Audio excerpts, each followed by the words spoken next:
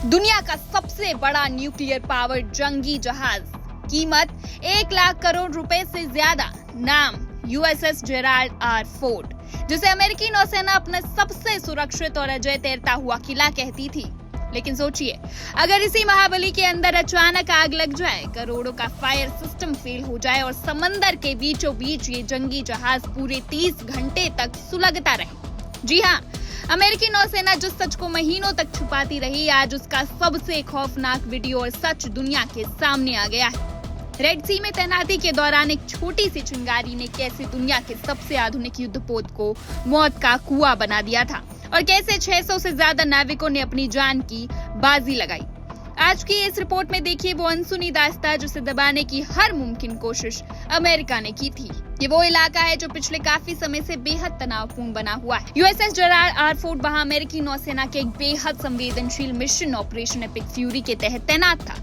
हर तरफ मुस्तैदी थी, लड़ाकू विमान डेक पर तैनात थे, लेकिन तभी जहाज के पिछले हिस्से से एक अजीब सी गंध आने लगती है। ये गंध किसी दुश्मन के मिसाइल हमले की नहीं थी, ये शुरुआत थी एक ऐसे आंतरिक विभीषिका की जो अगले 30 घंटे तक नाविकों के लिए जिंदगी और मौत की जंग बनने वाली थी। अब सवाल उठता है कि इतने सुरक्षित जहाज में आग लगी कैसे? जांच रिपोर्ट और फुटेज से जो खुलासा हुआ है वो हैरान करने वाला है। आग की शुरुआत हुई जहाज के पिछले हिस्से में मौजूद लॉन्ड्री एरिया के एक ड्रायर वेंट से। शुरुआत में ये एक मामूली चिंगारी थी, लेकिन विमान वाहक पोत का जो वेंटिलेशन सिस्टम होता है वो पूरे जहाज को आपस में जोड़ता है। इसी वेंटिलेशन पाइपलाइन के जरिए वो आग और जहरीला धुआं तेजी से फैलने लगा और सीधे वहां पहुंच गया जहां नाविकों के रहने के लिए कंपार्टमेंट्स यानी कि बंक्स बने थे। लेकिन आप सोच रहे होंगे कि इतने बड़े आधुनिक जहाज में तो ऑटोमेटिक फायर सप्रेशन सिस्टम होता है जो आग लगते ही उसे बुझा देता है। जी हाँ, सिस्टम था, लेकिन ठीक उसी वक्त वो करोड़ों का अत्याधुनिक सिस्टम पूरी तरह से फेल हो गया था। तकनीक ने ऐन वक्त पर धोखा दे दिया था। जब सिस्टम फेल हुआ तो कमान संभाली वहां मौजूद जाबाज नाविकों ने। कल्पना कीजिए, चारों तरफ जहरीला काला धुआं, पिघलती हुई छतें और बंद कमरों के बीच अमेरिकी नाविकों ने अपनी जान की बाजी लगा दी। क्योंकि ऑटोमेटिक सिस्टम बंद था, इसलिए नाविकों को मैन्युअली यानी अपने हाथों से उस भीषण आग का मुकाबला करना पड़ा। वहां मौजूद एक क्रू मेंबर ने इस मंजर को बयां करते हुए कहा कि वो कोई मॉक ड्रिल नहीं थी, वो हमारी जिंदगी और मौत की आखिरी लड़ाई थी।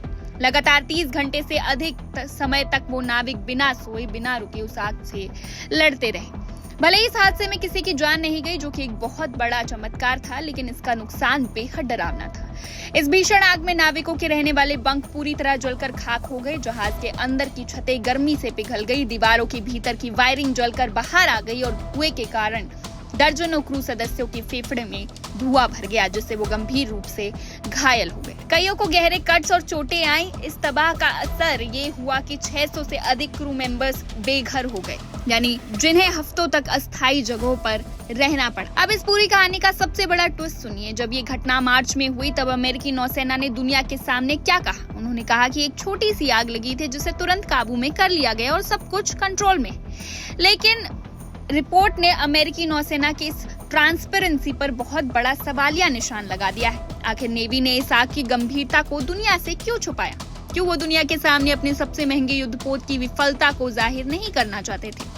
हालांकि अमेरिकी नौसेना का अब भी यही कहना है कि इस भीषण आग के बावजूद जहाज की ऑपरेशनल कैपेबिलिटी प्रभावित नहीं हुई। गनीमत ये रही कि आग जहाज के सबसे संवेदनशील हिस्से यानी कि उसके प्रोपल्शन और न्यूक्लियर सिस्टम तक नहीं पहुंची। अगर वहां तक आग पहुंच जाती तो शायद आज हम इतिहास के सबसे बड़े नौसैनिक त्रासदी की बात कर रहे होते। इस हादसे के बाद यूएसएस जेराल्ड आर फोर्ड को तुरंत वहां से हटाकर मरम्मत के लिए मेडिटेरेनियन के बंदरगाहों की तरफ मोड़ा गया और बाद में वो अपने होम पोर्ट यानी वर्जीनिया वापस लौटा। फिलहाल अमेरिकी नौसेना ने इसके कारणों की एक हाई लेवल जांच शुरू कर दी है। जांच की सुई 3 मुख्य बिंदुओं पर टिकी है। पहला, उपकरणों की तकनीकी खराबी यानी कि इक्विपमेंट फेलियर्स, मेंटेनेंस यानी रखरखाव में की गई लापरवाही और लंबे समय तक तनावपूर्ण इलाकों में तैनाती के कारण क्रू और सिस्टम पर पड़ने वाला प्रेशर। ये घटना सिर्फ एक आगजनी की कहानी नहीं है, ये एक बहुत बड़ा सबक है। ये हादसा हमें बताता है कि चाहे आपके पास कितनी भी अरबों डॉलर की अत्याधुनिक तकनीक क्यों ना हो, अगर बैकअप और मेंटेनेंस सही ना हो तो एक छोटा सा ड्रायर वेंट भी दुनिया के सबसे बड़े महाबली को घुटनों पर ला सकता है। लेकिन यहाँ सवाल सिर्फ तकनीक का नहीं है, भरोसे का भी है। अगर इतने बड़े लोकतंत्र की सेना अपने कमियों को छुपाने की कोशिश करेगी तो आने वाले वक्त में सैनिकों की सुरक्षा की गारंटी कौन लेगा? जांच जारी है और सच धीरे धीरे ही सही लेकिन बाहर आ रहा है। जाते जाते एक सवाल आपके लिए, अगर आज के इस हाईटेक युग में भी हम पूरी तरह से ऑटोमेटिक सिस्टम्स के भरोसे सुरक्षित नहीं हैं, तो क्या हमें युद्ध की नई तकनीकों पर आंख मूंद कर भरोसा करना बंद कर देना चाहिए? आप इस खबर के बारे में क्या सोचते हैं? अपनी राय में कमेंट्स में जरूर बताएं। फिलहाल इस खबर में बस इतना ही। देश और दुनिया की तमाम बड़ी खबरों के लिए देखते रहिए वन इंडिया हिंदी।